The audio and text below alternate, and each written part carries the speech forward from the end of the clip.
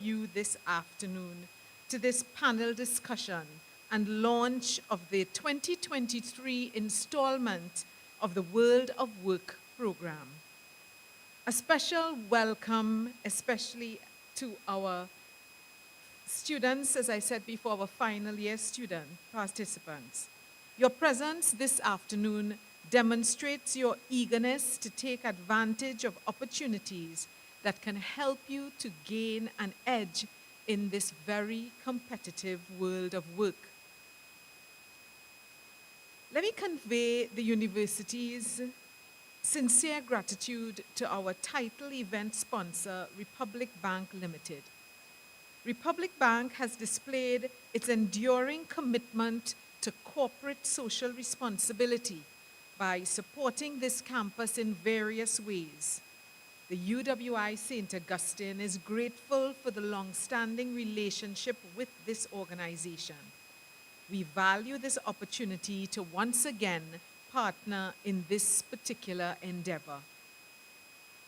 Students, I cannot emphasize enough how invaluable this World of Work program will prove to be as you embark on your career journey. I know that the recruitment fair is usually the most highly anticipated aspect of your program. After all, you're looking for a job. However, each aspect of the program is equally important. Every activity in this program has been carefully selected and crafted to help you learn about and refine in-demand employable skills and attributes. Ms. Lewis mentioned some of those earlier that have been identified by current employers. By the end of the program, we hope that these skills will help you to distinguish yourself as potential employees. These skills will not only help you gain a job, but will also be useful throughout your career and I dare say throughout your life and your life's journey. Think of the whole World of Work program as your launch pad. Consider the advice and guidance as fuel that will help you propel into career opportunities. And think of yourself as the main pilot who will set the pace, direction, and trajectory for your career launch. You see, while this program will equip you with the necessary tools and skills, you have to use them to your advantage. Ultimately, you set your career path and goals, and you determine how much effort you exert to accomplish those goals. It is important that you acknowledge that you play a vital role in launching your career. So I urge you to be attentive and participative during the process, as it can be key to you becoming a well-prepared and successful job candidate. Each year at the World of Work program launch, we have the privilege of hearing from someone who is a prominent leader in a particular field. I am delighted that this year we not only have an exemplar in her field, but also someone who is part of this UWI St. Augustine community. Professor Shireen Hack is the first professor of astronomy in the English-speaking Caribbean and the only professional astronomer in the region. I think that deserves a round of applause.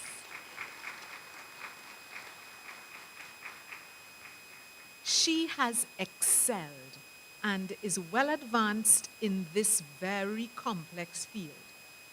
I believe that she is well positioned to offer some words of wisdom about careers and the world of work. Professor Hack, thank you for agreeing to be part of this World of Work seminar. It is our pleasure to have someone like you share your experiences with our students and with all of us as well. I would also like to thank the professionals who have committed their time to participate in the panel discussion. I am confident that you have much to impart and trust that our students will be inspired as they prepare to launch into the world of work. A heartfelt thank you to all the persons who, out of a commitment to the program in one way or another, have contributed to making this cycle of the World of Work exercise a reality. I wish to pause at this point to also ask you to give a round of applause to the team, to Miss Katianne Lewis, and her team who they've continued to work very hard on this program year in, year out. I believe that this will be another successful year for the World of Work program. Enjoy this afternoon. Thank you, everyone.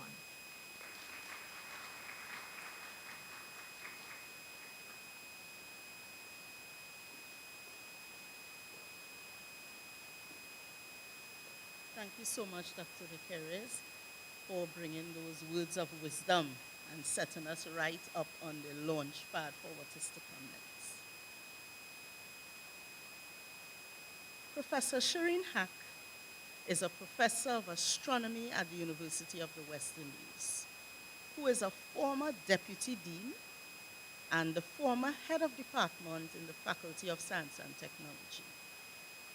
Her areas of research include observational astronomy, cosmology, and astrobiology. She has an MPhil in psychology as well. She is the recipient of 9 local, regional, and international teaching and science research awards, and is the first woman to receive the CARICOM Science Award. She is the 2020 laureate of the Anthony N. Sabga Caribbean Award for Excellence in Science and Technology. I think she deserves it.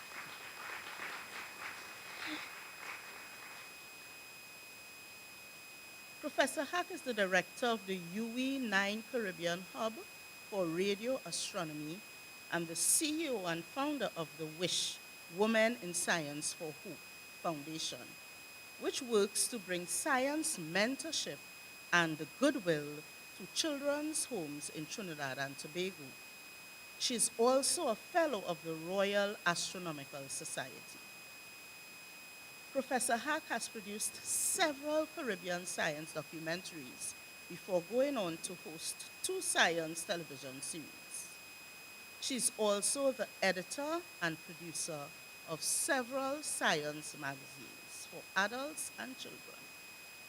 Her favorite quote is attributed to her mentor, Carl Sagan. Somewhere, something incredible is waiting to be known. Students, guests, let's welcome Professor Shireen Hack.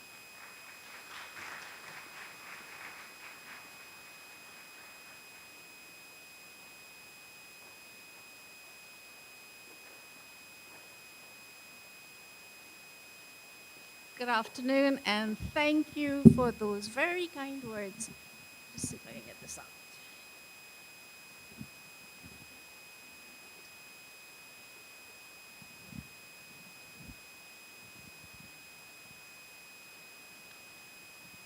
Thank you, Kathy Ann, for those very, very kind words. I was dying.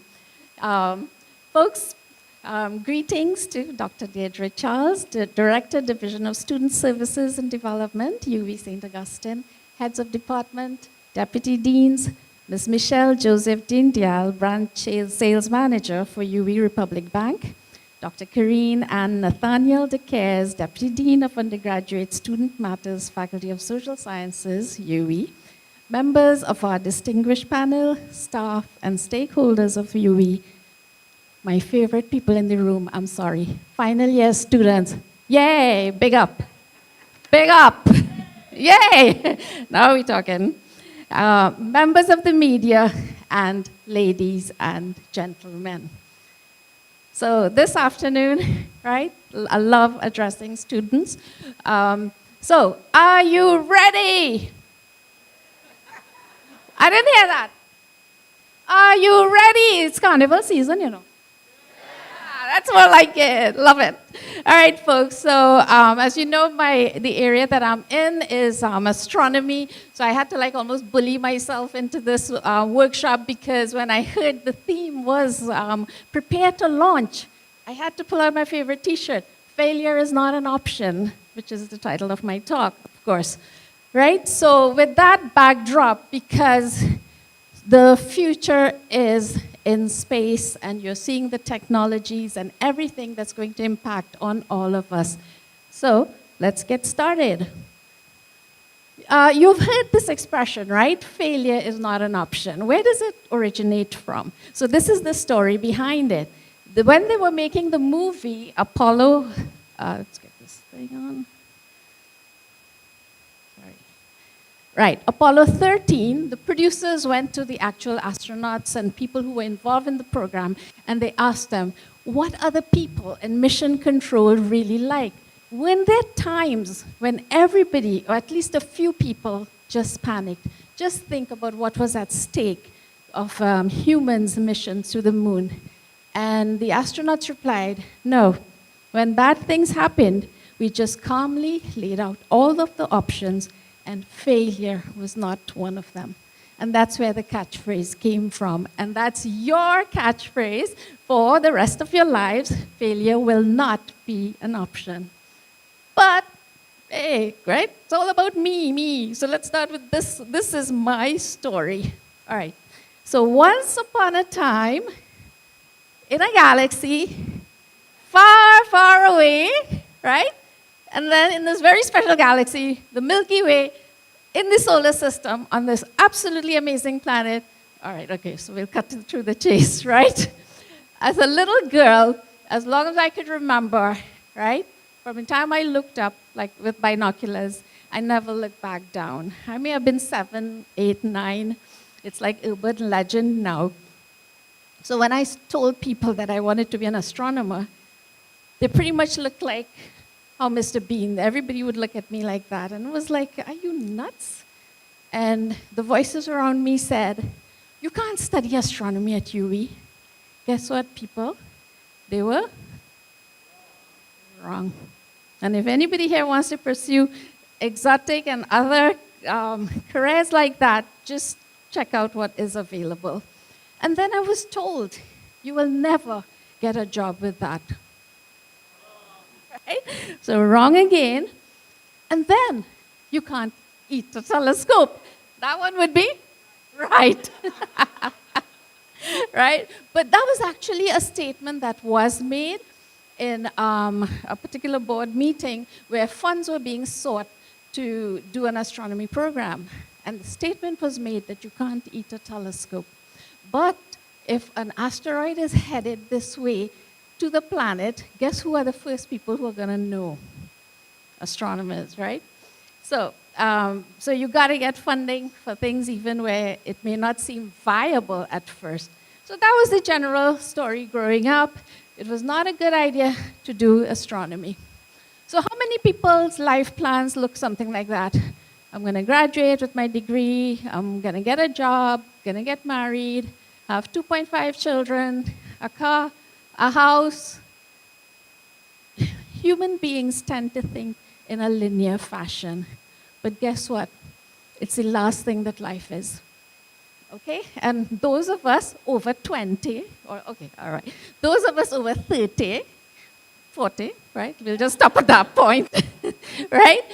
I want you to reflect on your lives and where you thought it was going to be when you were 20 years old and the path that it took.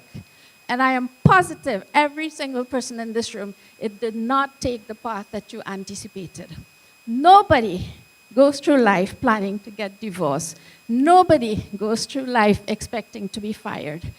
But when you look around you, your friends, your family, and your experiences, that is what reality is. And this is what we must cope with. So this is what your plans look like, but this is what you'll find. You'll find that there are going to be bumps, humps, potholes. You're going to have to build bridges. You're going to have to sail through rough waters. And they're going to be, right, as soon as the rainy season comes around, lots of clouds and rains, right? But what do you notice about that path? With all the up and down, these milestones, what do you notice? They are constantly.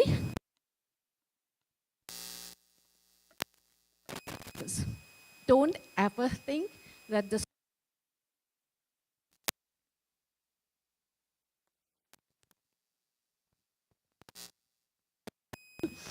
There are so many stories of people's lives that are so inspiring, of moments of failure, which actually, in the end, led to great successes. It's a true story. I keep in touch with a lot of my students, and they would come back to visit me. And one of my students said this to me, "Miss, I thought UB was hard." What do you think she said after?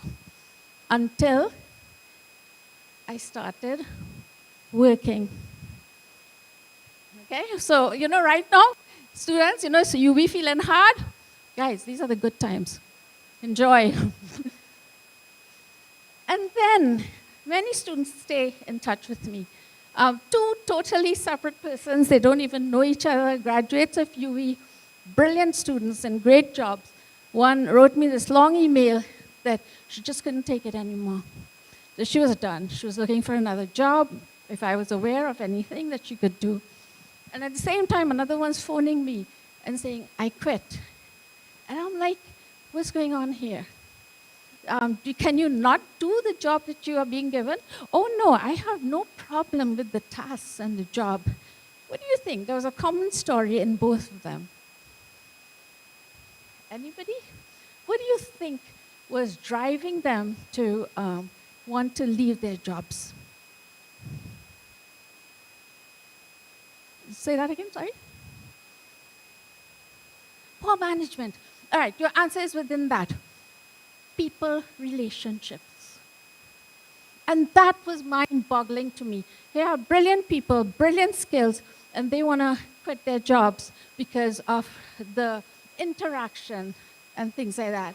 And then I began to wonder, you heard I have a little something in psychology there, that what is it that makes a person a success? Is it how smart you are? Is it emotional? EQ stands for emotional quotient. Is it how well you can engage and understand people? Is it a qualification? Is it a training? And there's this magic 10,000 hours number, right? It's from a book. It said that nobody's a success without 10,000 hours behind them. Some people start at age 10, and then you suddenly find that they're teenage and they're very successful. It never happens overnight. Again, lots of stories, right, I could give you. So is it luck? Is it who you know? And it turns out, as Kathy-Ann, I really enjoyed your introductory remarks because you touched on so much reality of the world today. So what is it that is tremendously important for success? Soft skills. What is soft skills? Yes, you're reading it. Character traits, how you get along with people. How do you manage all these amazing aspects that make you successful in work? And what are these amazing aspects? I just want to get some water here. I had Mr. Bean on my first slide. I always worry I will. You're waiting for something magical to happen, right? All right, I'm not performing magic today. Thanks.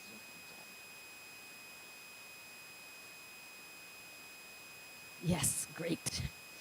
All right, so what are some of the soft skills that make people a success? So whether you're doing a major in physics or biology or in psychology or anything, communication, self-motivation, and of course you're reading all of these things. Ability to work under pressure, team management, how flexible are you? How well do you negotiate and deal with conflict, right? And this is my question. Do any of these things appear on your CV? Right? You've done resume writing. Is there any way to measure any of those skills about you on your resume? And yet, research shows that those are the things that make you a success. And when you have a couple decades behind you in hindsight, as you look back on life, and as I look back and I realize that, you know what, regardless of how bright you are, how well you've done, or how you have not done well, guess what? After you graduate, you press the reset button, and it's anyone's game. I have seen people who did not excel that great academically, and then decades later, they're at the top of their job situation. I've seen people with first-class honors, great potential, and then it simmers off. So it's anyone's game, and I'm telling you that, and I'm just one of many examples I pick up here. I'll read that very quickly for you.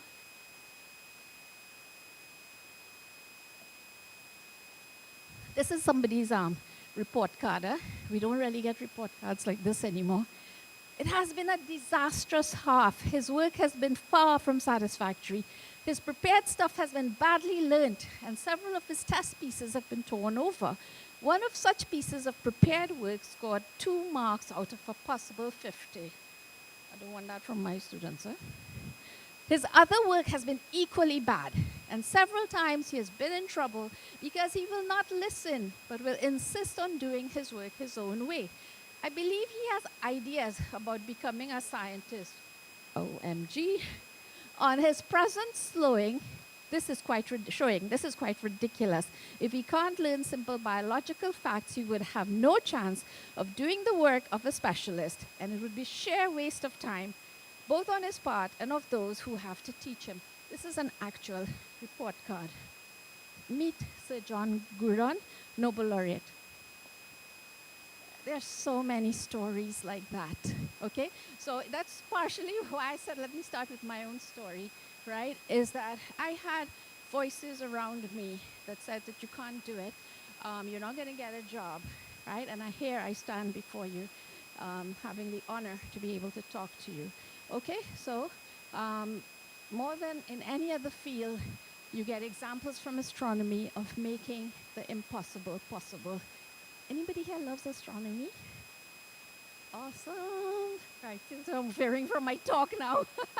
There's a comet around, Okay, get in touch with me if you want to know how to see it. So one of the impossible tasks in astronomy was if we could find exoplanets. What is exoplanets, right? So this is like a 30. It's like a, okay. Getting feedback. All right, so just read the slides here.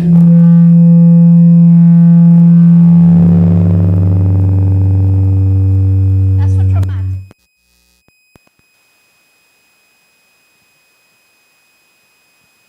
Okay, so what you saw there was that how can you possibly observe a planet against the glare of billions of suns?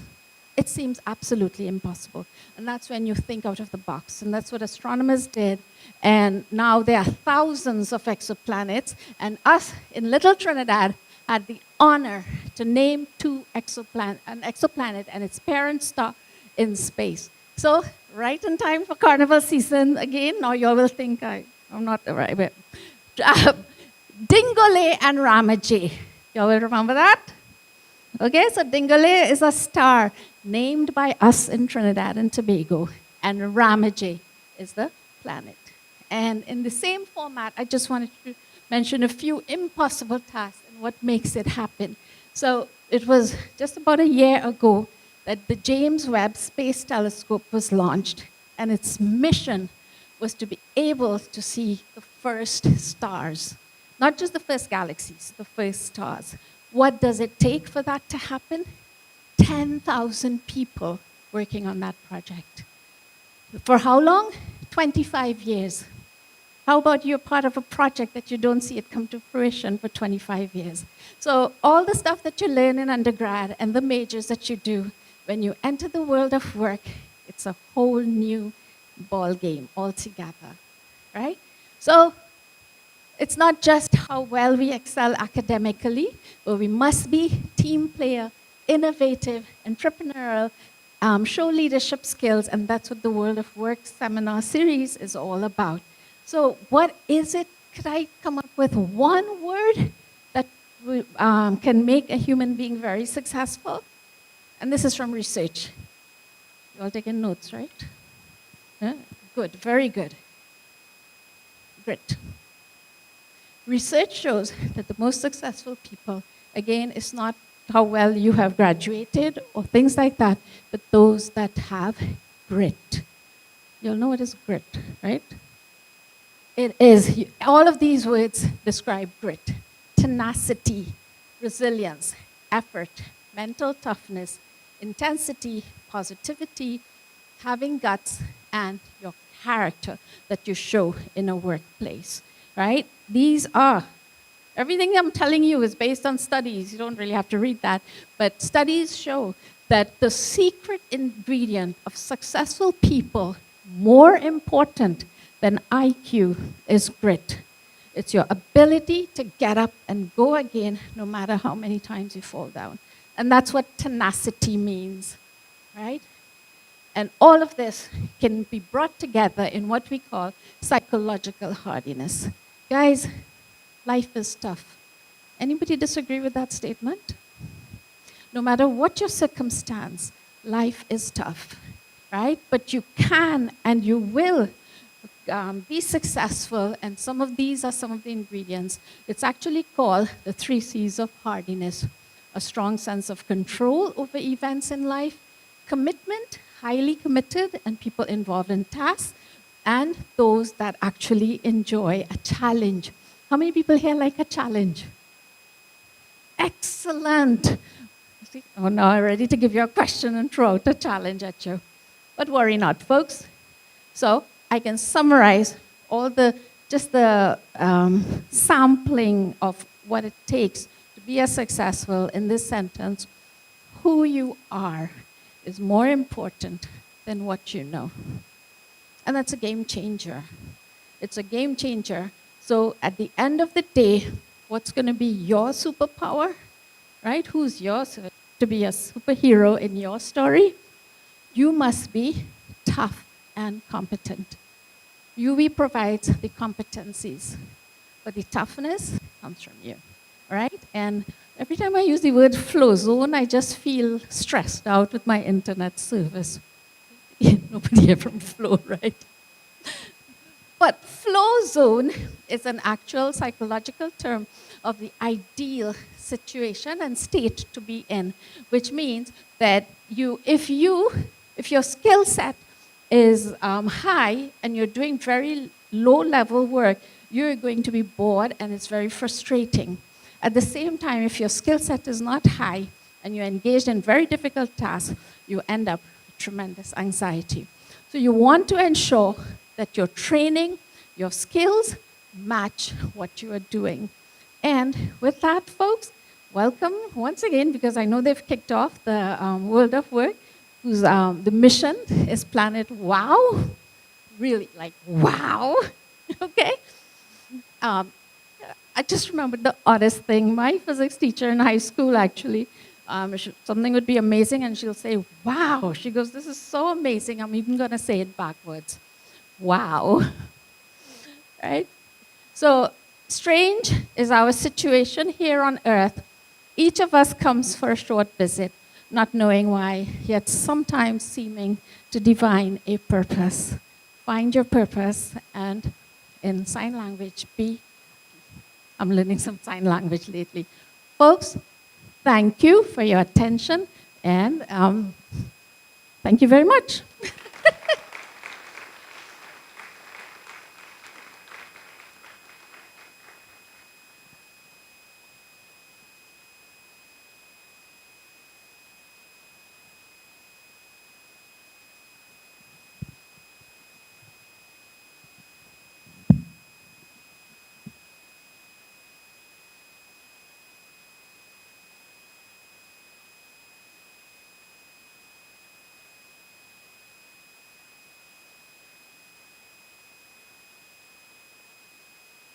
Thank you so much, Professor Hack. I think our students right about now you're all ready to Ramajé and Dingole, right? Right. I realize the only thing you're responding to is the carnival terms now. So I just pulled that out and I'm like, I'm going to hit that. Thanks so much, Professor Hack. And students, so we are going to get ready now to move into the panel discussion. But while we are getting our panelists ready, we want to remind you of a few things. The majority of you, I hope, and please tell your friends, you would have completed your resume writing, you would have received your critique and the boot camp, so your resumes have been completed and sent to us. We are hoping so that we can keep it on our database for your opportunities. If you have completed those, you move naturally into the mock interviews that are going to be held on March 14, and that's for the Faculty of Social Sciences, Humanities and Education, Law and Actuarial Science. If you're in any of those faculties, your mock interviews is going to be on March the 4th, and we're going to send you that information. You'll naturally get that email. On March the 18th, we're going to have the session for our STEM students, which is going to be the Faculty of Food and Agriculture, Faculty of Science and Technology, Engineering, Medical Sciences, and Sport. So you need to tune into your emails. That's where we're going to send you your invitation. It's going to tell you the day, the panel you're on, and of course that panel, guys, it's made up. We mark spec out. Spec probably doesn't mean a lot to some of you since you're just here, but it's a room filled with professionals from all over the region. And on that panel, you have HR professionals as well as subject matter experts in your field. 3 to 4 people on a panel preparing you for the interview. So you don't want to miss that. It's not a recruiting, it's not designed to be a recruiting session, but we have known students because of the preparation they have received over the years that have gotten offers. A word to the wise. If you have not completed your sessions within about 2 weeks, Ms. Mitchell, the entire package is going to be uploaded into My e-learning. So if you have not done the sessions, all the sessions, we are calling it WOW on demand. You can go in there and you can review it, but it's going to be on My e-learning. So it's going to be like a class. So you're not going to show up for the recruitment fair or show up for the mock interviews and say, yes, we did it. We are going to be able to see if you log in and completed the sessions. So we want to urge you to do that, but of course we are going to continue sending you the updates. If you completed the sessions but did not get a resume critiques, that information will be coming to you. We are going to have some more one-on-one sessions for this semester. And of course, our recruitment fair is going to be April 14th from 9 to 2. So you're going to receive more information for that as well. So now, while we prepare, we have some giveaways while we wait for the panelists. So the first set of giveaways, if you registered for the session, if you pre-registered, we have 5 lucky winners. Narissa Bechan, Adriana Fraser Ali, Roshan Rampasad, Varun Rojas, and Karina John. Those are students who registered beforehand. You're lucky winners. So please check with Ms. Mitchell at the end of the session, at the end of the panel discussion, and you'll get your lovely packages. Also, some of you will be lucky. If you look under your tabletop, your table flaps, we have hidden some gems there for you. So you can go ahead.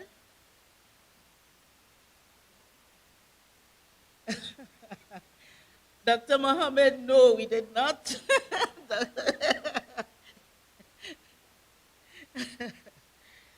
So if you have those, please, if you found one, there are 6, right? So if you found one, please give it to, there's a space at the back where you can write your name.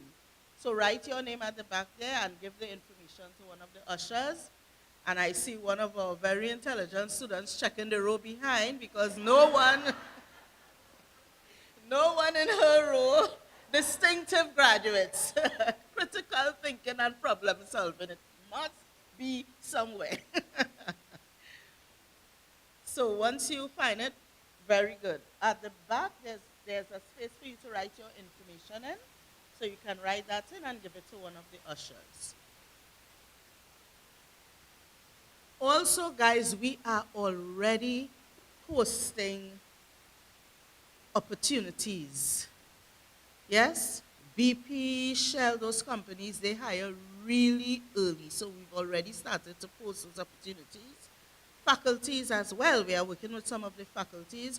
There are some opportunities that would have been sent to you in specific programs, and we'll be doing some sessions with you just to prepare you for that. The key, students, please read your emails. You'll get it at least twice. You'll get it once from us, and you're going to get it once from marketing and communications. Please read your emails, but also stay connected. Yes, stay connected via our WhatsApp, our Facebook page, and our Instagram page at World of Work UWI St. And also you can opt to join in our WhatsApp group. Yes? Great. So now we are going to go right into our panel discussion. I am excited. Our panel this afternoon will be discussing preparing students, that's you, for a rapidly changing workforce, skills and competencies to thrive in the new workspace. And this afternoon, we have, first, I would like to call back to the stage Professor Hack. Let's welcome her, guys. Senior Lecturer, Astronomy, Faculty of Science and Technology. Mr. Hans Eric Schulz, Chief Executive Officer of the Caribbean Industrial Research Institute, CARIRI. Mrs. Denise Ramnarine, General Manager of Data Governance and Management, Republic Bank Limited.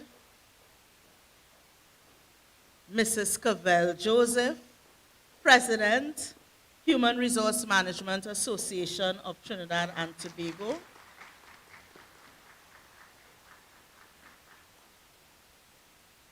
And to launch the discussion off, I'd like to invite Dr. Deirdre Charles, Director, Division of Student Services and Development, who's going to moderate the discussion for us this afternoon.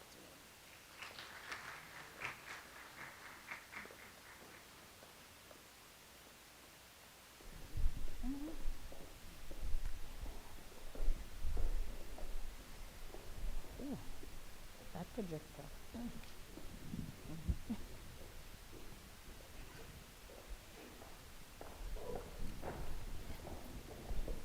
Nice.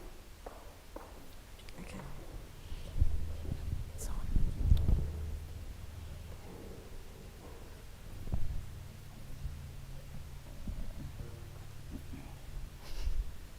The light.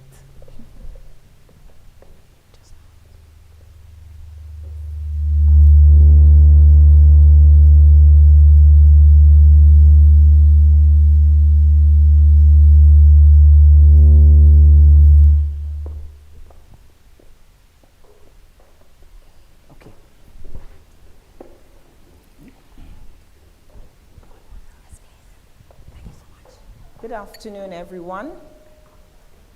Good afternoon, students. Right, this is all about you. This is all about you. We're excited to be here.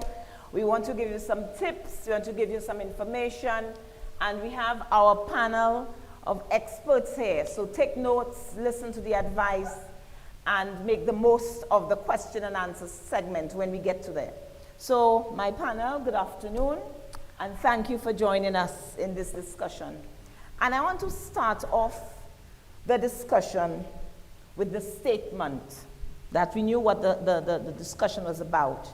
And I want to remind you, preparing students for a rapidly changing workforce, skills and competencies to thrive in a new workplace.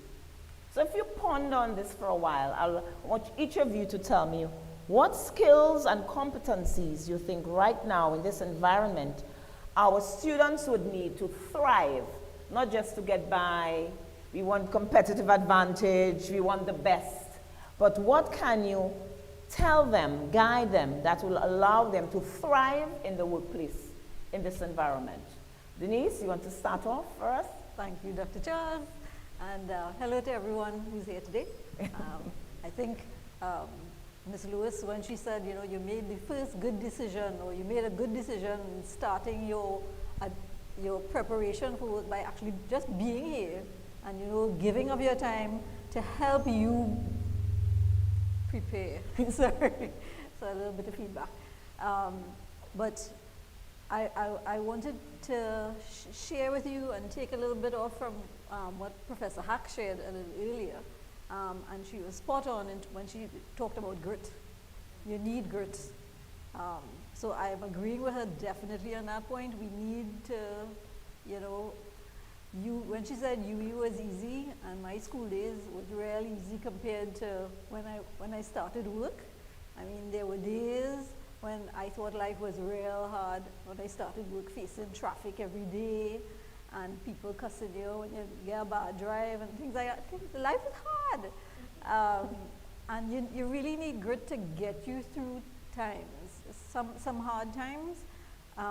In terms of, I mean, another thing that Professor Hack said that maybe in that particular field, failure is not an option, but we have to be patient with ourselves, because sometimes there will be times when we will fail.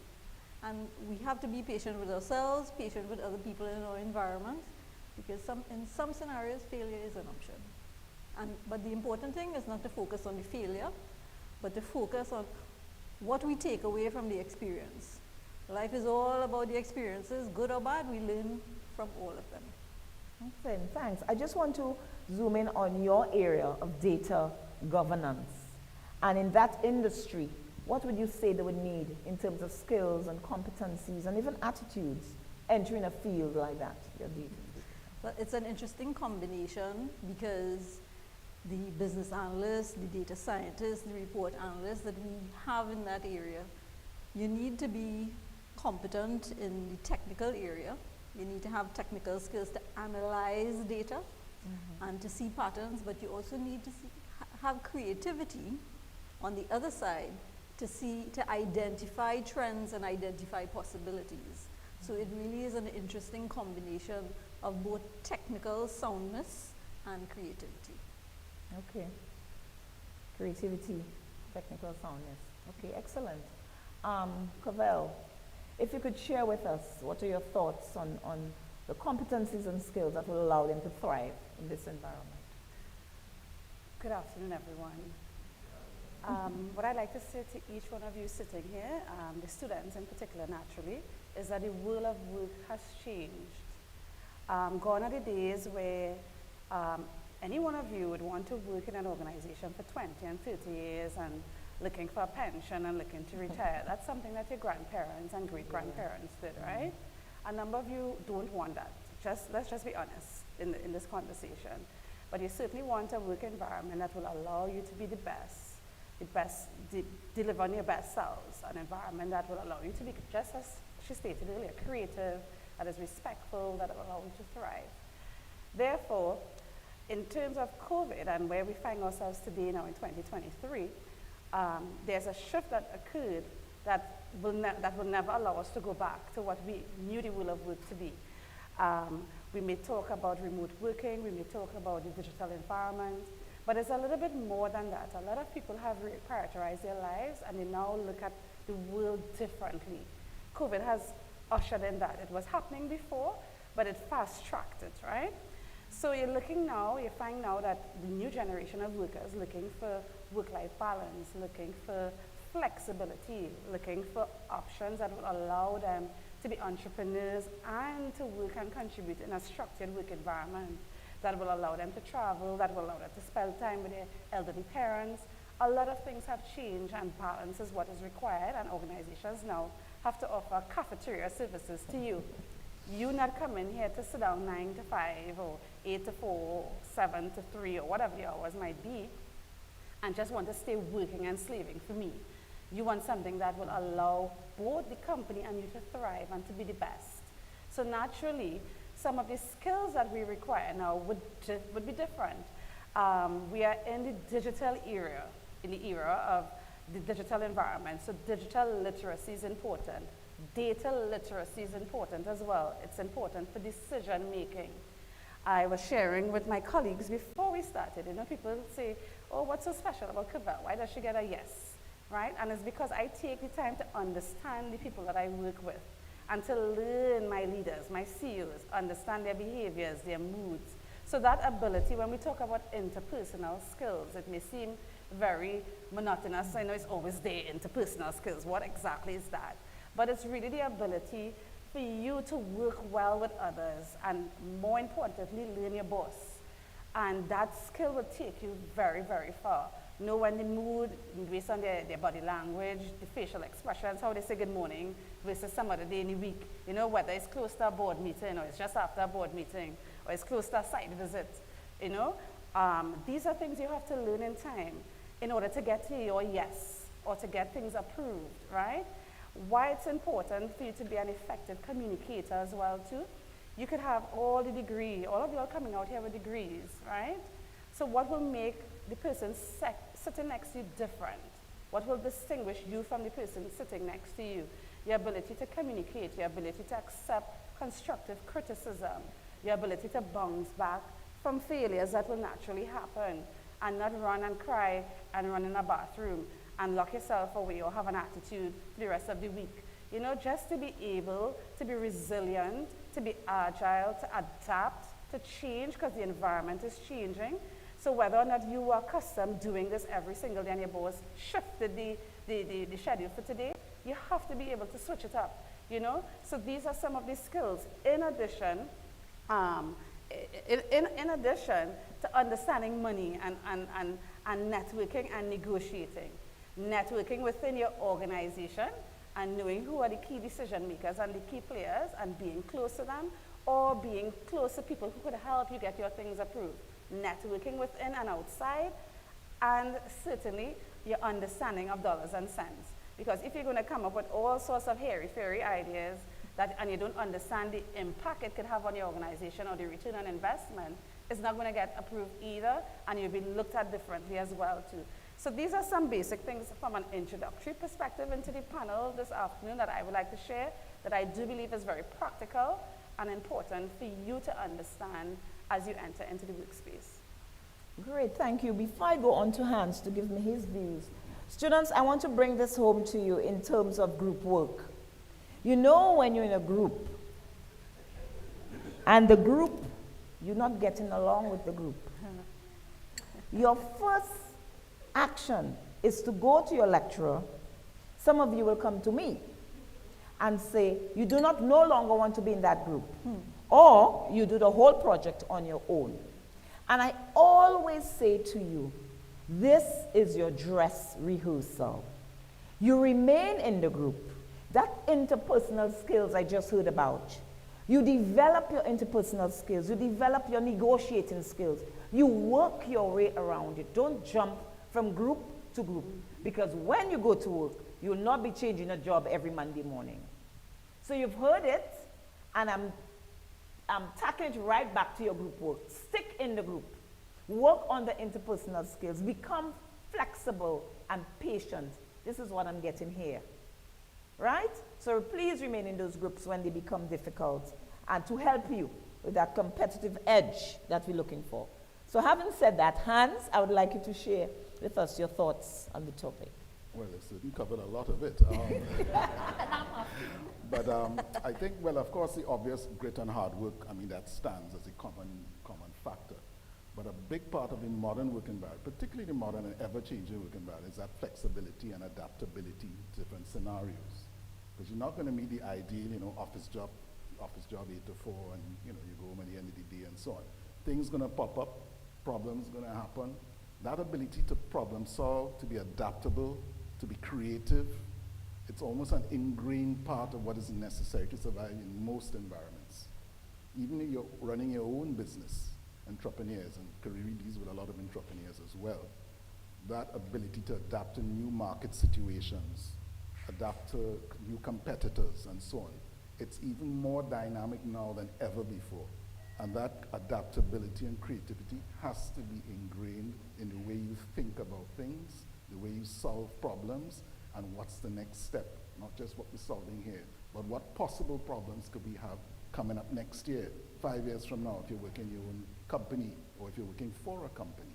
That adaptability and creativity towards problem solving is something that has to become part of your DNA, and from my experience, it's almost required.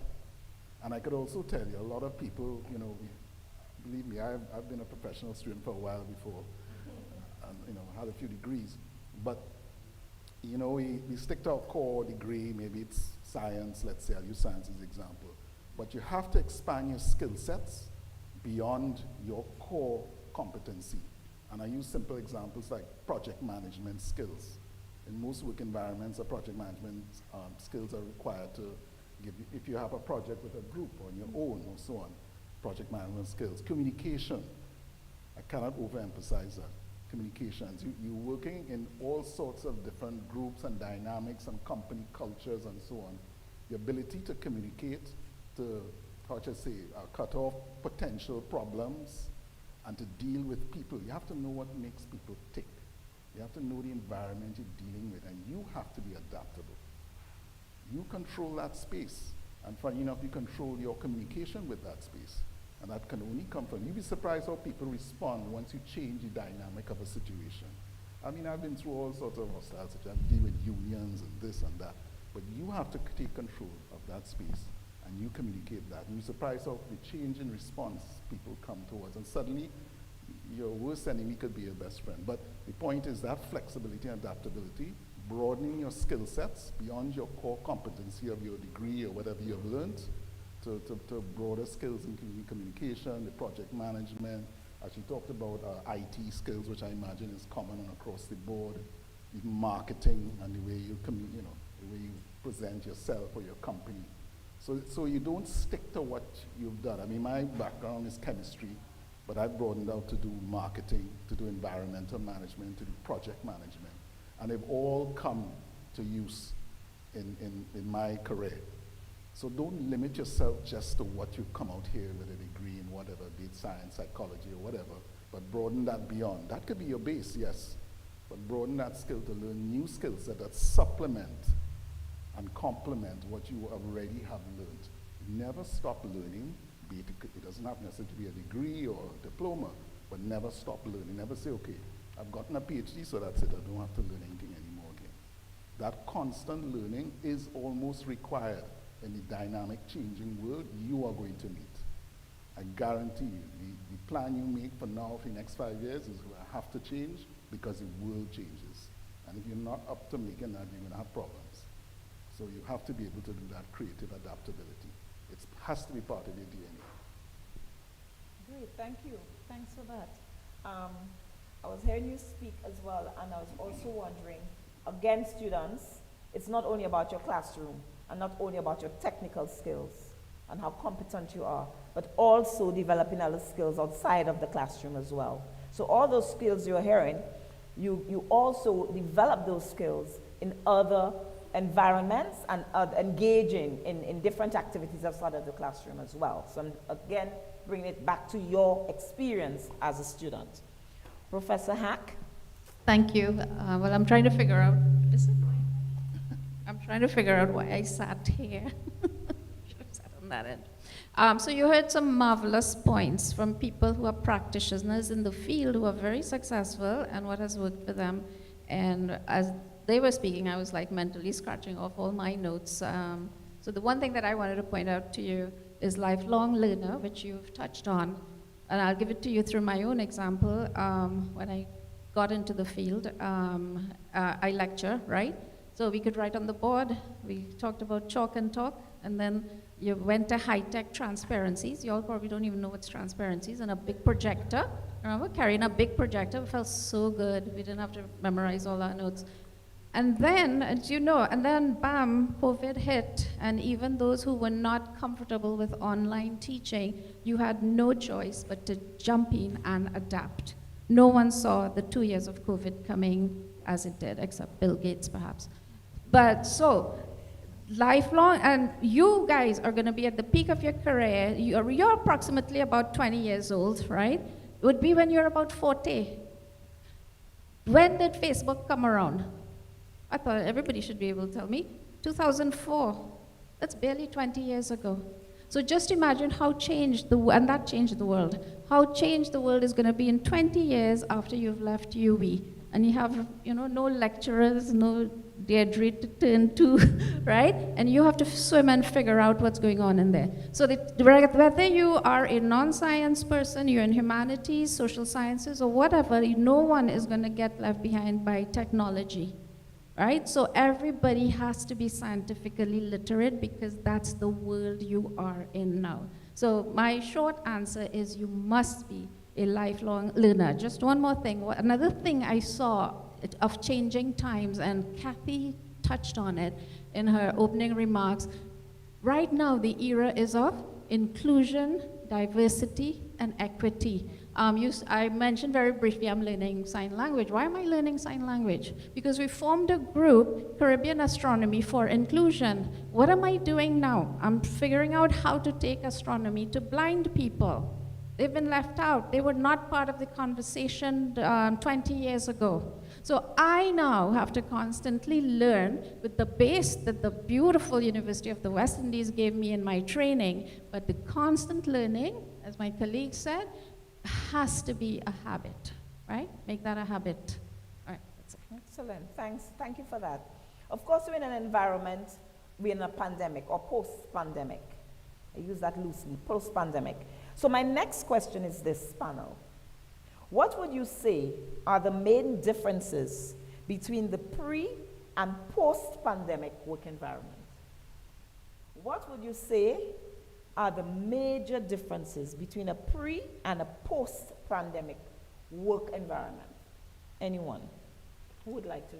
I think Abel had actually started talking about that as well, about the whole work from home and the expectations of how employers should respond and how employees are demanding in turn that change in work-life balance. So, if you want to tag on. Well, I mean, there's so many different elements. So we could start first with the physical work environment and even what we define the workspace to be, right? For those of us who, like myself, I've worked in the office for the entire pandemic. I didn't work from home at all. My organization was deemed essential. In fact, I transitioned but jobs, organizations within the pandemic, and both organizations were deemed essential. And the infrastructure within the office shifted. The space and how we laid out, the distancing, the introducing of a lot of health and safety measures that continue today, the wearing of masks, all of that to protect and to ensure that the health and general wellness of our workers, for those who had to come out each day to deliver on our mandate, we had to make sure that they were safe. So there was the physical infrastructure, the policies and procedures that govern even corporate vehicles, delivery of goods and services, etc. That changed, right? Meetings and how we met and interacted with each other, because we now had to switch to online. So you found that general staff conferences were now virtual. The need to get feedback and to communicate with our staff, we had to incorporate a lot of technology. So when we had general staff conferences, we don't call it meetings, when we gather the staff together, we introduced email addresses and anonymous chatting services so that you could share your comments and then not come back as you writing to us or giving feedback. So all those things shifted naturally. So that's one element. Then there is how we manage and lead teams now. and managers needing to relearn and reskill themselves to manage a hybrid workspace. For us, it was hybrid. Some departments did work from home, like audit, for example, and legal. They could have afforded to work from home, right? And they found now managers had to learn how to keep staff engaged, how to manage performance, how to deal with the general stress of the new world of work that was emanating, dealing with mental health and all of that in the workspace. So how to lead and how to manage shifted from the traditional way of wanting to see someone by the desk and observe them by the computer and check to see whether they're on their phone or not on their phone, or looking to see if they're down on St. Vincent Street or in the middle of Port of Spain and how long they're taking, right? Now you have to monitor and say, well, okay, whether or not they run away to go by the shop or by the supermarket as opposed to being at home in front of the computer. So we had to now retool and reskill the managers to lead in a hybrid environment. That was a shift, right? Keeping staff engaged during this time was also critical, and we had to embrace a collaborative approach of subject matter experts as well as people within the organization as part of the managerial unit, because we had to keep staff informed during that time, and that continues today. We expanded where some organizations contracted. We expanded our EAP services. We expanded our learning and development. So we now have our UD Academy, which I'm very proud of, by the way, right? So we ensure that during this time that it wasn't wasted. A lot of companies, I felt, wasted the time and did not focus on strategy. We actually delivered a new strategy during this time as well, too, because it's not really downtime, you know. It was time for you to restructure how you do things and how you see the world of work. So we took the time to do that and come again, and that's why it seems so seamless for us, and our staff seem so happy, right? But it's not that. It's just that we approach it very differently in terms of how we utilize the time and what COVID was teaching us, because there were powerful lessons to be learned during this period. So that was a shift as well, in terms of how we engage our stakeholders. Imagine having consultations, because we have a lot of those in my organization because of the kind of projects that we have, and now having to switch consultations to being online. And you know, with online, you're seeing all the comments, you know? So they are repeat a consultation. Why do you want to do this? And you there trying to now come in and say, oh, this is just like Europe. Trying to switch the narrative online so that people can see things differently, you know? As opposed to coming in a hole like this and the customer in your face, right? They're now doing it online. So, you know, it's also addressing that now and learning, okay, how do we engage people on social media and not end up in a fight on social media? Because before it would have been in an audience, in a space like this, and they could say, yes, we will take that other consideration, or come and chat with me at the side. Now you don't have a face, say it, you know. People basically anonymous. So now policies to govern social media use and how we engage now had to be introduced, right? So a number of things happened, and it all depends on the nature of your organization. Some companies didn't experience the things that I did, but we had to plan, we had to make sure that we survived, right? So that we could thrive and we could prepare for the next wave of work that is upon us right now. Thankfully, nobody died. Thank God, in our organization, we didn't have much, the COVID cases were managed. We were 98% vaccinated because of all the education drive and all of that. People are often amazed by that as well, too. So it was really how we engage, how we communicate, and a lot of time and effort in talking. I mean, HR talk them, you know, we talk ourselves to that, basically, too, right? So communicating, and that's why that skill will always come up in terms of a key skill to have. How you communicate could win people over, could get them on your side, to get them to understand why we're doing what we're doing as well. So all of that shifted, and managers needed to learn that as well, too, to take the time and just check in.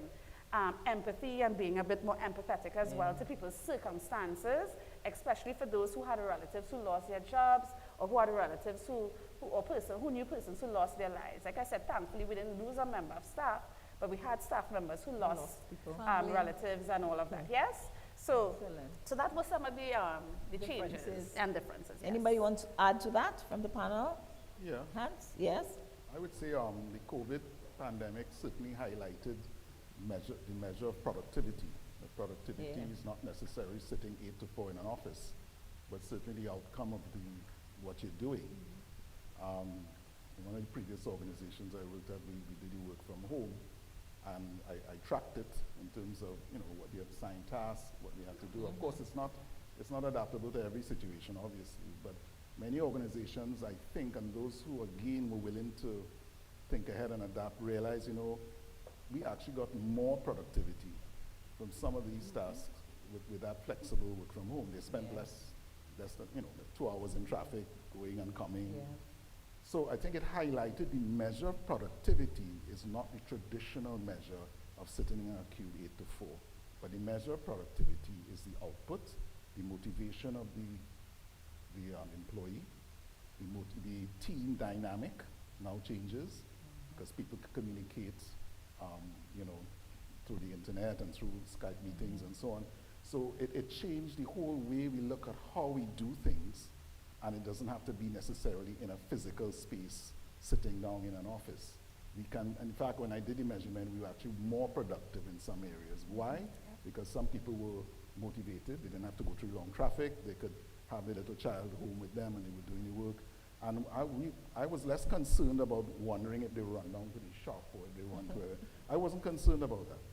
I was concerned that they felt, you know, part of what we were trying to do. They were motivated to do it. And once you have that flexibility, which the COVID allowed us to try that, the productivity actually went up. Now there's a downside to that, of course, because in COVID, what it also taught is that people felt you could have meetings 8 o'clock in the night and 9 o'clock. So that was the only downside. So as an organization and even as an employee, I dare say, you also have to set those limits. Because as you said, there is work-life balance. However, it does indicate that productivity doesn't mean you clock in at 8, you clock out at 4, and you know, managers shouldn't be running on people if they clock in and out. It's what have you produced? What have you produced towards the organization? What group projects? For some people I found actually who would tend to be more introverted and they were communicating via online, it actually helped them. That they didn't have to be in person, you know, shy and so on. And so they actually contributed more to the group dynamic because they were able, you know, and I know some companies insisted to turn on the camera and all that. I wasn't insistent on that. Once you could communicate and hear each other, we were fine. You wanted to turn it on, that was fine with me too. But again, that depended on the group dynamic, because people had to agree to that as a group. We agree we're going to do it this way, and we're going to agree to it, and that's fine too. So you can change it in that way. So I think COVID allowed companies to explore flexibility of workspace, flexibility in measurement of productivity, and allowed, in a sense, a new avenue for motivation for employees, and allowed, therefore, with that motivation to contribute greater to the organization, to feel more part of the group, and you can take advantage of that. Of course, some people will want to take advantage in the negative way, but there has to be boundaries, there has to be guidelines, of course, and so on and so on. But it allowed that experimentation on a level probably that would not have happened if we didn't have the COVID pandemic. I don't think the whole world would have shifted that dynamically without something dramatic. And that's what I talked about just a few moments ago. 5 years ago, nobody will tell me, yeah, well, you know, most of the world will be communicating, you know, from home and doing work from home. You wouldn't think that. Why? Because nobody predicted the COVID dynamic. Even my children who went to school, the school had to adapt. The classes had to be online, you know? And that, again, that ability to adapt is ingrained. It has to be part of how you see things because it will happen. It may not necessarily be a pandemic. It may be a comet coming to Earth, you know, who knows, you know? But that's my point. You don't know.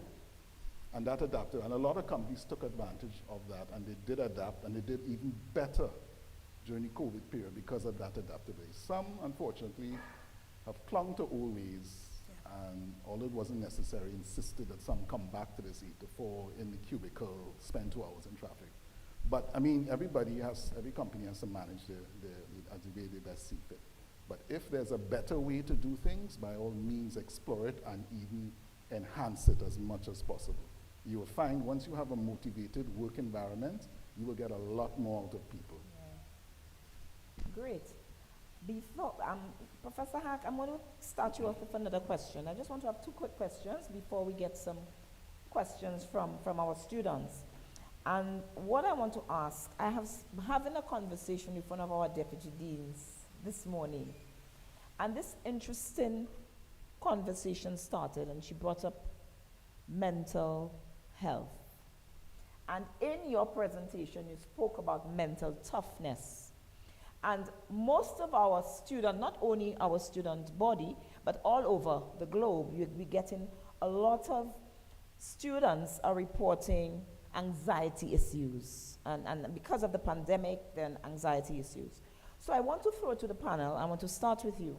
What advice would you give to our students who have developed this anxiety and is now getting ready to enter the working world with all those different dynamics? What advice can you lend to those students, even for the students entering, and also as an employer, what would you say to students or new entrants coming into to work with this mental toughness that is broken down? Yeah, you've touched on an absolutely important point regarding not just work. Just a little prior to this entire session beginning, I was chatting with someone where we are concerned about what's really happening with what you call work-life balance. And you touched on that meetings are now going into 8 p.m. and things like that. So data has shown that over COVID, young people's mental health really suffered a lot more. Right? So one of the positive things in my years at UWI dealing with young people, I was also Deputy Dean for Student Matters for quite a while, is that I'm happy to see that more recognition and being sensitive to the issue has now come to the forefront. So the education. So one of the first things is that you're not alone. You would be amazed how many people and how common things like anxiety and depression are. And there is help available. And many years ago, it was like a taboo topic. I'm just being honest. It was like something wrong to say that, I'm depressed or I'm suffering from anxiety. But you will be amazed at how many adults as well in the workplace deal with these issues. So the first step is recognition of what you're dealing with, and then reaching out to the appropriate organizations, people in the workplace, at the university to help you. And you can do it. And I met with so many cases of students like that, and they were able to write it out. So it was said, in the diagram that I showed, that nobody's life is linear, going in a straight path. You will have down times and up times. The most important thing is how you cope and you manage through the down periods. And it does end. It does end, and there is light at the end of the tunnel. Okay, hold strong, reach out, reach out. Excellent, excellent. Anybody else wants to add to this? Or? Yeah, I want to say, I agree. Mental and physical health is at the core. Of your life, really. Yeah. Without that, nothing else can happen. And managing your mental health is as important as managing your physical health. A lot of people get overwhelmed with scenarios, maybe the workspace, maybe their home space, or maybe both. And how should I say, getting assistance, otherwise be through family, friends, professionally, to give you tools to manage that. What I have found generally is that you try to manage what the space you control. I think sometimes when we get stressed, we think of things, the whole scenario, maybe the whole workspace, the company, everything else. But sometimes you should start maybe with this simple sphere of what you control and what you can manage, your time, how you relate to people, the amount of rest you get, your diet, eating more exercise. All those things that are within your sphere of control is a good starting point. And that includes seeking help if you need it. That's within your control. So these are all things, again, you're taking charge of the space that you have. The bigger space, some of the things you can't control, but by your actions in that smaller space, it allows you, it gives you that fortitude now to manage that bigger space, and in some circumstances even influences that bigger space. Mm-hmm. When you, in your space at work, for instance, you have a certain way of dealing with people, and they understand how you operate. It may even influence how they relate to you now, and they may deal differently with you, because you have indicated, hey, this is how I do it, and so on. And so I'm just saying that don't let it overwhelm you have to almost take it, I call it like bite size, you know, you have to take it in bite sizes and manage and think about that space you control. But certainly measures and tools that allow you to do that is something that can be learned, and your mental health, I think, is critical as much as physical health. And I think you have to make sure that's sort of intact, you know, and the bigger things. They always say that if you drop dead and you drop it, you can always get somebody else to replace you the next day. And that is literally almost true. And so, but so it's something that you have to consider as seriously as your physical health. And I think some people may overlook that. Great. Before we continue, I just want to ask students, do you have any questions at this time? Anybody wants to ask a question?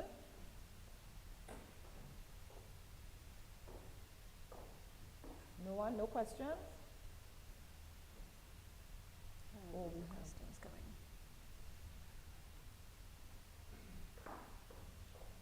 And I just want to, on that point of mental health, also say to students, what we are basically saying is that the organizations are aware. The organizations are aware of mental health issues and anxiety because they themselves are suffering from it. So it is something that you could be comfortable with once you get into the organization. Okay, I have a question here to panel. What advice do you have for someone who has found themselves in a toxic workplace? Yeah.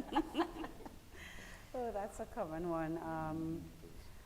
And what really makes a workspace toxic is the people.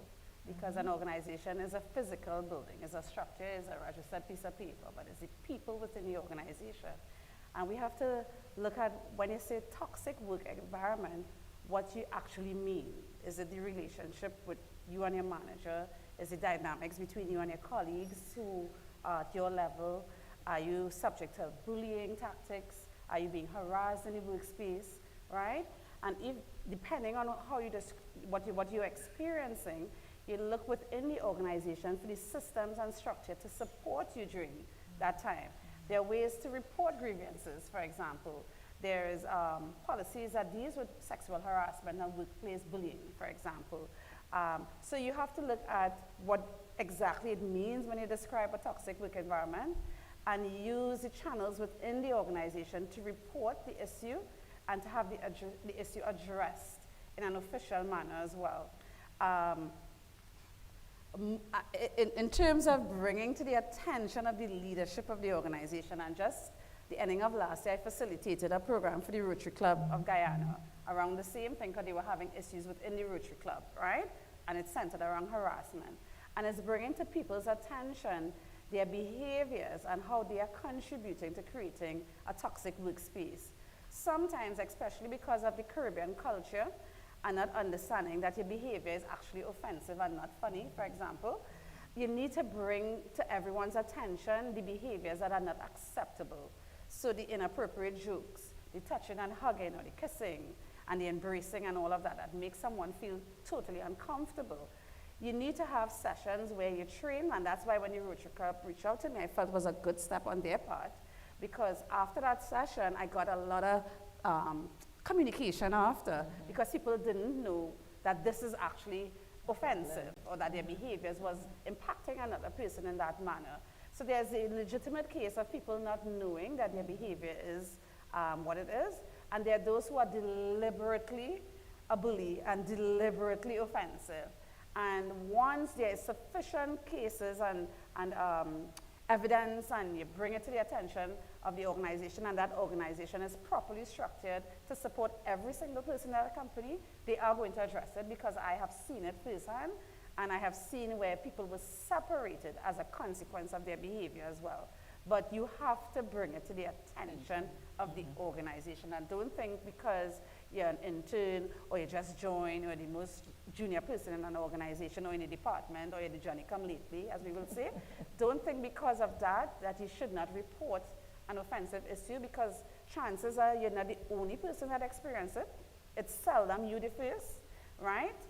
But when you find one person brave enough to talk about it, then others come out and feel brave enough to support what you're saying, or to say that I observed it too, I heard him shouting at the person, etc. right? So that is what I say. You have to look at what the support structures are in the organization, and if it doesn't exist, then it's not a place for you to be. If a company, when you report something that is deeply troubling, sometimes assault takes place in the workspace, and you have companies covering it up. If you work for a company that does that, that is not the space for you, because there's a duty of care for everyone. That duty of care exists. And I have seen it firsthand with several cases assisting people who did not even work in my organization, and that duty of care failed that person. And even when that person left and moved on, the employer tried to get that person fired in the new organization that they moved on to. So you do have people like that that actually exist in the world. So you have to figure out who they are, and if the support systems don't exist, move on, but make sure and report. It must be reported. Make sure that report is there. But try to move on to a better environment. That would be better for you.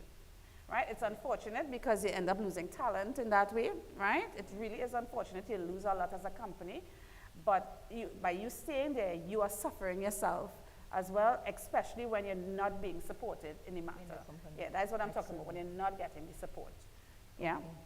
All right. I will, in a matter, because of time, I want to go through as many questions as possible, so I'll ask another one. How can people resolve a conflict if your employer is part of the problem? Who will you report to? I don't know if Denise or Hans or Professor Hack. Well, I think, well, it depends on how you define being part of the problem, because as you talk about toxic environments and so on, I mean, the leadership of an organization, the HR, how should I say, the HR department and its function within the organization. I always say throughout my career, HR is core to every organization. Yeah. And I've learned that from experience. People say, well, I have nothing to do with HR in my life, no chemistry and environment and stuff, but HR is central, and the leadership of the organization is important. As my co-panelist said, yes, you do report it through the channels, and you make sure it's recorded and all of that.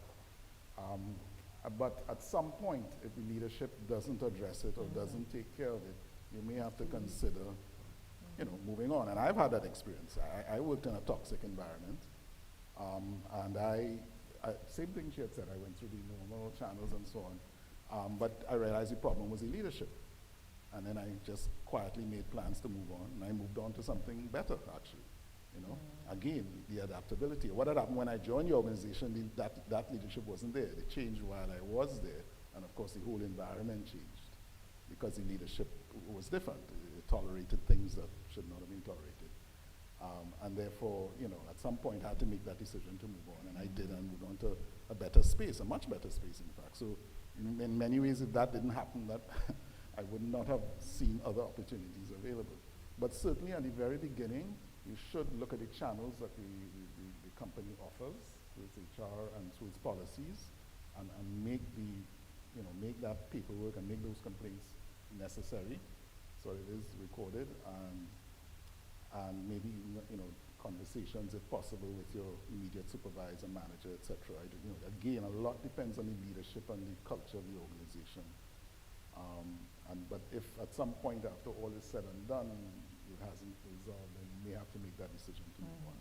And I've heard it so many times in my life. But I think a distinction needs to be made between family-owned and managed businesses versus other structured businesses. If you're in a family-owned business, you're not getting, you're not going to get much traction with that, especially if the leader is the owner of the business, right? So there isn't much you will be able to do in an environment like that. Say if it came down to an assault situation, right? And we know assault takes place in the workplace as well. But I have seen firsthand where CEOs, I've been in an organization where a CEO was separated for certain behaviors because, again, it was structured. There's a board, there's a chain in terms of how you investigate a matter, how you address a matter. So I don't want you to give up hope that issues cannot be resolved. But depending on how that company is structured, and the ownership structure in particular, will determine how far you could go and the outcomes that is possible, depending on the nature of the situation. So again, you will have to make a choice in terms of your future with an organization like that, but do not risk your personal and mental safety for any job, to be honest. It's not worth it most of the time. So if the systems don't exist to support you, your best option is to leave. Yeah. Okay, I'm going to take one more question. How can people develop interpersonal skills and use these skills strategically so that problems can always be solved? How can people develop interpersonal skills and use these skills strategically so that problems can always be solved? I would say engagement. Sorry, Professor. I say engagement and really welcoming experiences and opening up yourself to engagement with other persons.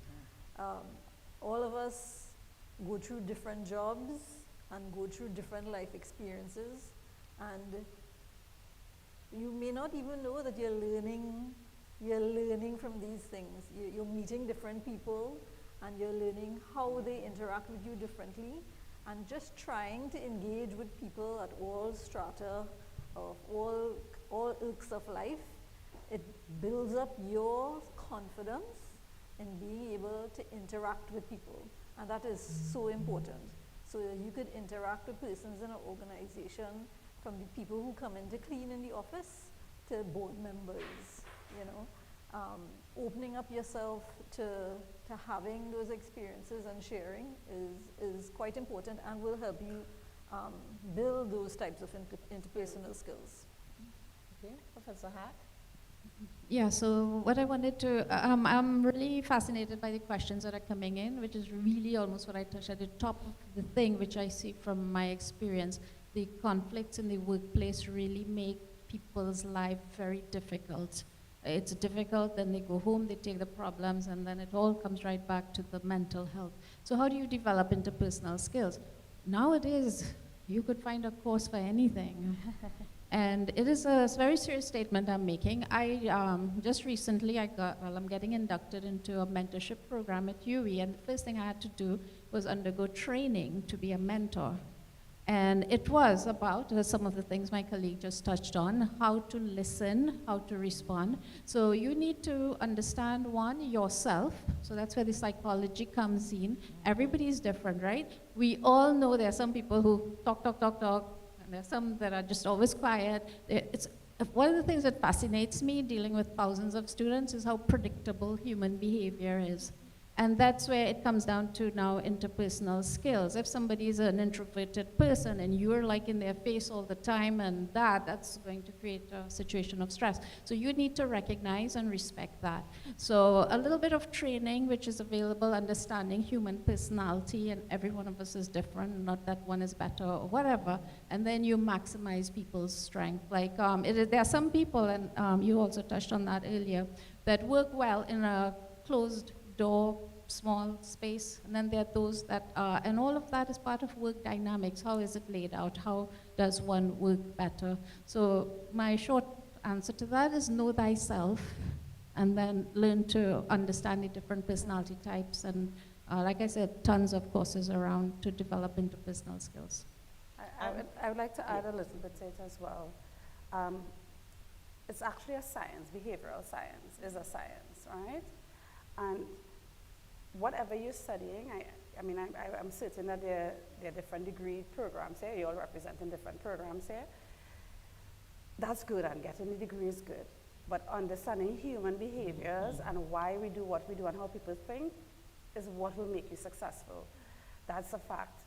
And in the workspace, your boss, you see the relationship between you and your boss, whether your boss is male or female, that dynamic, and the people who represent leadership and the people within your team, it's important to learn and understand them in order to be successful. And it's incumbent on you to understand your boss, although we would love that dynamic to be reversed as well, and your boss takes same amount of time to understand you. That will be the ideal situation, but not all the time you're going to get the ideal. So in that instance, you take the time to learn and understand the people that you're working with and that you're reporting to, understand their moods, their behaviors. And in time, you will see the patterns. As Professor Hack said, there are patterns of behavior with everyone.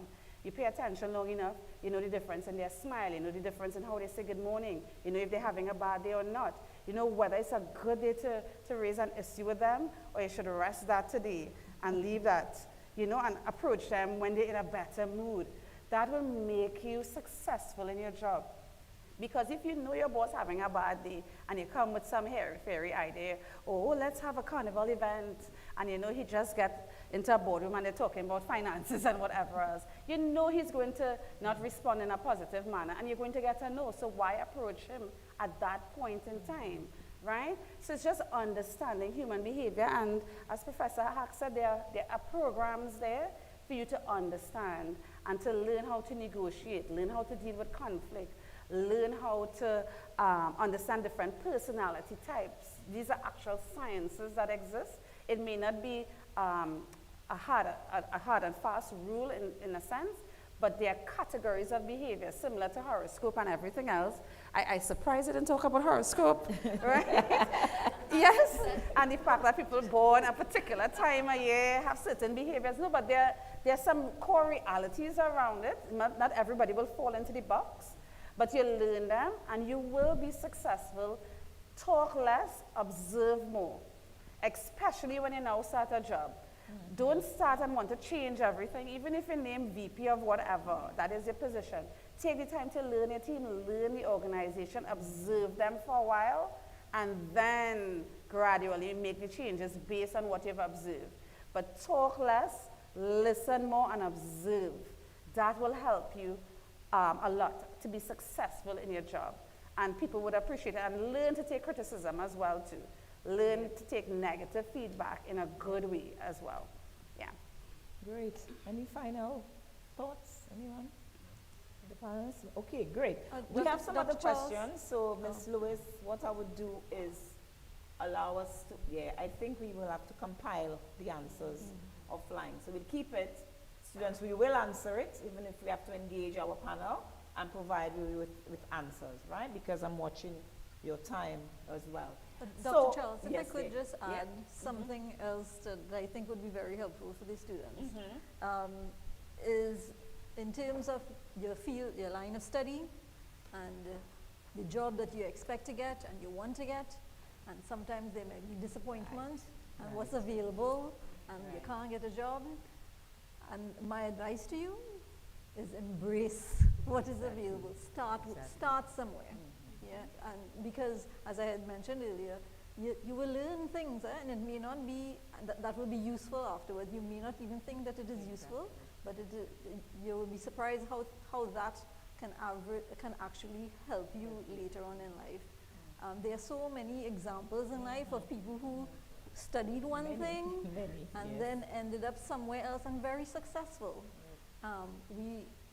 And you know, seeking your passion is also important, and it would be great if your line of study and your passion and your work all line up. And we all would love that, but sometimes you discover a different passion along the way. Yes, so exactly. Open yourself up to those possibilities, open yourself up to the experiences, and you'll find that things do work out eventually. That is an excellent place to end this discussion. And I want to reiterate that point. You could, whatever experience come your way, embrace it. It will teach you something. And you look back years later, and you say, it's not a good thing I took that filing job. Because what it will teach you will be so invaluable to your career and on your growth. So I want to thank my panel. I just want to sum it up and say, don't forget the skills, the interpersonal skills. Be flexible. Teamwork. Don't run away from the group work you're doing now. Learn the teamwork. We have a whole other set. Communication. We heard about communicating, doing effective communication. You still have a few months with us. Do not stay home all the time behind the computers. Come and engage. Get engaged in the various activities on the campus. It will help you with your skill set. Come look for us, have discussions, and of course, your growth will continue. I want to thank my panel for the time and the invaluable information they have shared, both the experience and the knowledge. So panel, thank you. Thank you so much for joining us. And students, I hope you took plenty of notes, many, many pages of notes, and we will answer your other questions and report. So thanks. Thank you. Thank you.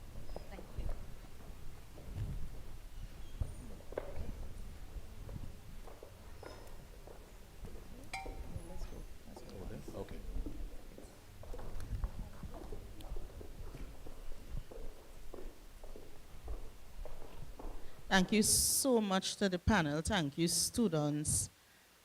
Before you leave, I just don't know where to start. Let's give the panel a round of applause and the moderate. Excellent points. So, you know, we usually base, whenever we are designing courses, we look at the feedback we get from you. And we also look at NACE, which is the National Association of Colleges and Employers, to see current trends in employment and employability skills. And so I printed that out, and I had the top 10 skills for NACE, what we call NACE. Students, I'm not even going to look at that list. The invaluable information that you got this afternoon that was context-driven, guys, if you had to pay for it, I'm telling you, if you had to pay for it, it will be upwards of $500. So, what I did, but you won't have to pay for it. What I did, I took copious notes. And so we are going to compile this for you together with the questions. And we are going to share this to you. But let me just go over some. And there's not a skill here that I took that did not appear on NACE's list. Yeah, so let me tell you about your technical competence, creativity, ability to identify trends and patterns, interpersonal skills, learn your boss, know your boss, and work with your boss. Right, Karel? You must be an effective communicator. You must be open to feedback and constructive criticism. As a matter of fact, many of the employability assessments, that would be one of the areas, how well you receive feedback. Your agility and your adaptability to changing situations and circumstances, your networking and decision-making skills, your patience and flexibility, your problem solving. Are you a future thinker, Gerald and Amanda? Are you future thinking? Are you expanding your skill set? Are you a lifelong learner? Project management skills, your teamwork. Are you looking to be technologically advanced? Very important, open yourself to all possibilities. Let's give the panel another round of applause. Invaluable information. And we also took some information as well based on the questions you are asking. And we'll get some more, as Dr. Charles said, we'll compile it. So we do have a couple of pre-recorded sessions that we would have done in previous World of Work workshops on handling interview anxiety. So that is also going to be on the World of Work on demand that we are going to upload into my e-learning. But students, we have heard you. We are going to hold some sessions for you on that. We are also going to look at doing some sessions on dealing with workplace conflict and workplace bullying and all those issues we have heard and those that Dr. Charles would have in a hand. And please feel free to send in some other topics that you want us to cover. That's what we do. That's why we always encourage you all. You each would have a feedback form. We are very, very interested in what you have to say. So please provide that feedback for us, and we'll look at doing some sessions. Yeah? And also when you become alumni, since you all made those good decisions to be here, you'll also have access to some of that information as well. So in closing, I just want to say a hearty thank you again to our panelists. I want to thank Dr. Karine Nathaniel de Keres for representing the university and bringing the words of encouragement. Thank you so much, Dr. de Keres. I want to thank Republic Bank. Guys, you have no idea. They spoke about lifelong learning, lifelong sponsor. Republic Bank does it every year. They don't blink. Thank you so much, and remember to express our sentiments to Republic Bank as well.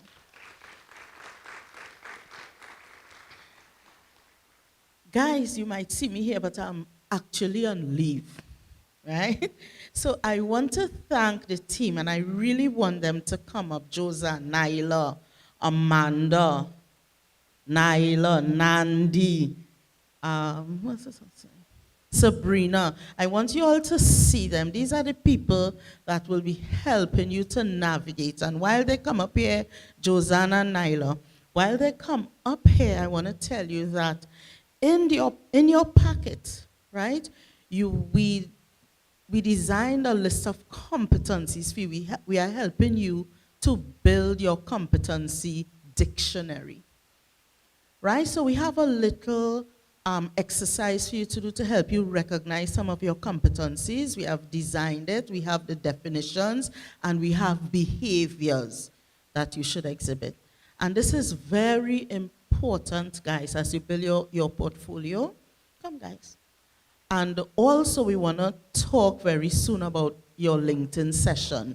It's also part of the on-demand session. Where's Nyla and Josanne, Emily? Right? This is the team, guys. Give them a hearty round of applause.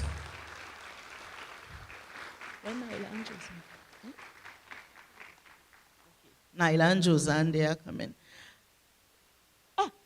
Josanne, so we partner with marketing and communications to get this done, and this is our marketing and communication lead for World of Work. But guys, it was very easy for me to be on leave. Remember, they spoke about teamwork. In the Division of Student Services and Development, we operate as a team. So I also want to thank Miss Amanda Best Noel. Amanda, come up, don't just wait. For holding on for me in my absence and making sure everything that you see here happened and happened well. Thank you so much, Ms. Best Noel. Appreciate it. And students, I want to thank you for coming out. I also want to thank you for checking your email. I also want to thank you for telling your friends that they must do the World of Work on-demand session if they want to do the mock interviews. Nyla. So this is Nyla. So when you all are receiving the emails, please avail yourself of that information. I want to tell you all, and I always tell students, we have researched it. The nature of our mock interview session, we have not seen it replicated anywhere. Nandi went to Austria. We have not seen it replicated. At other institutions, you can have a mock interview, you can go into an office, you can have a session. But the design and structure of ours, we haven't seen it replicated. Please take advantage of it and complete all your sessions and ensure that we have your resume, guys, so that we can circulate it.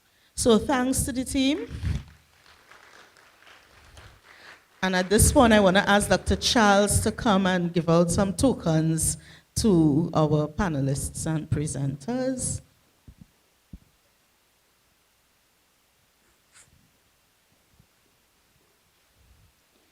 I want to call back our panelist, Mr. Hans Eric Schulz, CEO of Kariri. In the center there.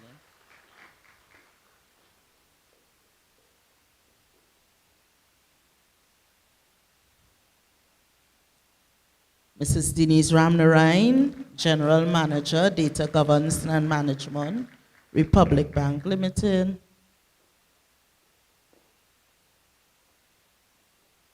Mrs. Cavell Joseph, President of HERMAT.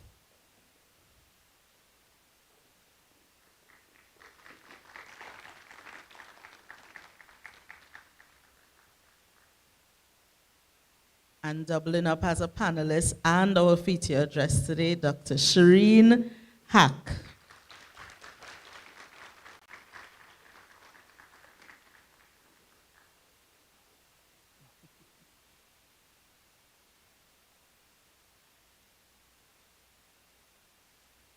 Thank you all so much, and please keep in touch. Thank you to our wow stakeholders, as we want to call them, and we look forward to seeing you all very soon. Look out for the emails. Follow us on Instagram. Like, share. Oh gosh. Subscribe, guys. And here's me thinking like, yeah, like, share. Okay. So see you guys. Thanks so much. Good information. Question? Sorry? Oh, the 5 people I said to check, Miss Mitchell. Right? If you found one of, and we also have some other prizes under some of the chairs. I think some T-shirts as well.